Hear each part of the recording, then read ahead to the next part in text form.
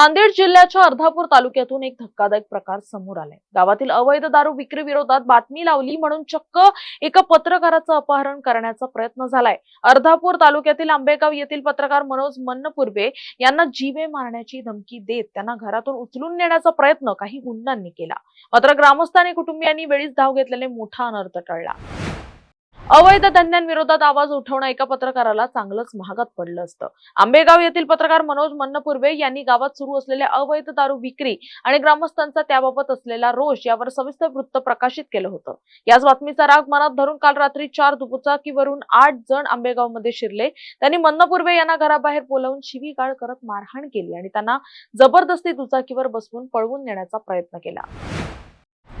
मी मनोज मन्नपुर्वे अर्धापूर तालुका प्रतिनिधी तसेच श्रमिक लोकराज्याला काम करतो।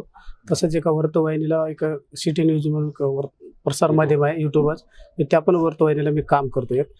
मी काल 24 मार्च रोजी मी एक बातमी प्रसारित केली होती। डीजे बंद आणि लहानमध्ये दारू विषयावर रोष व्यक्त म्हणून गायकवाड्याचा कायम आहे, ही बातमी छापली होती।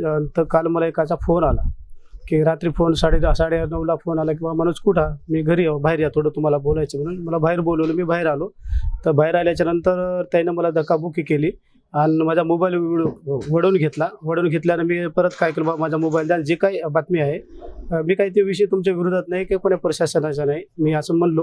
तर त्याने माझ्या पाठीशी पळाले, मी हाताला धरले आणि मी पळून गेलो। गावातल्या गलीमध्ये गेलो, गलीमधून त्यानं मला गलीतून उचलून आणलं, परत गाडीवर बसवलं आणि आरडाओरडा केला। माझ्या घरचे कुटुंब आले, गावकरी आले, या गावकऱ्याच्या समोर मला धक्काबुक्की करून मला गाडीवर बसवून देत होते आणि नेऊन लहानमध्ये एक कॅलन आहे बस स्टँड रोडला, त्या कॅनलवर 20 जण असे थांबलेले, त्यांच्याकडून आम्हाला माहिती भेटली, तिथून मला मारण्याचा प्रयत्न करणार होते। आता काय मागणी आहे, काय आता माझी अशीच मागणी आहे सर, मी यासारखे असे अनेक पत्रकार आहेत, मी चांगल्या पद्धतीने काम ग्रामीण भागामध्ये कामं करतात, यांनावर असे अन्याय अत्याचार असे होत असल्यानं खरंच पत्रकारिता आम्ही काय कशा पद्धतीने करावी आणि पत्रकाराला कुठेतरी शासनानं पुढं न्याय मिळवून देण्याचं काम करा आणि त्या गुन्हेगारावर योग्य ते कारवाई करा। असेच 4 ते 5 जण होते, 4 गाड्या आल्या आणि दोनदा मला गाडीवर उचलून गाडीवर बसवलं, तर मी अजून पुढे मारून बाजूला निघालो। कुटुंब आणि गावकऱ्यामुळे मी होतो।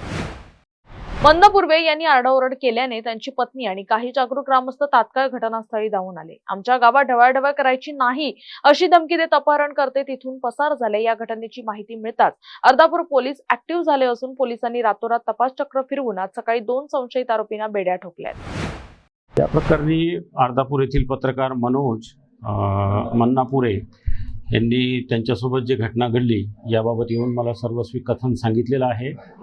याबाबत आम्ही BNS आणि इतर जे कायदे आहेत त्यानुसार जास्तीत जास्त कडक आणि गंभीर स्वरूपाचे गुन्हे दाखल करणार। आरोपी आमच्या ताब्यात आहेत आणि कायदेशीर कारवाईची प्रक्रिया सुरू आहे। सर, संपूर्ण घटना जी आहे त्याचा व्हिडिओ सुद्धा मोबाईल आलेला आहे, आरोपींना काही अटक केलेली आहे, अटक करणार आहात काय? आम्ही आरोपीला अटक करणार आहोत। 2 आरोपी आम्ही आणलेले आहेत। व्हिडिओ पाहून इतर आरोपींची ओळख पटवून ताब्यातील आरोपीकडून त्यांचे नाव निष्पन्न करून त्यांना सुद्धा अटक करण्यात येईल।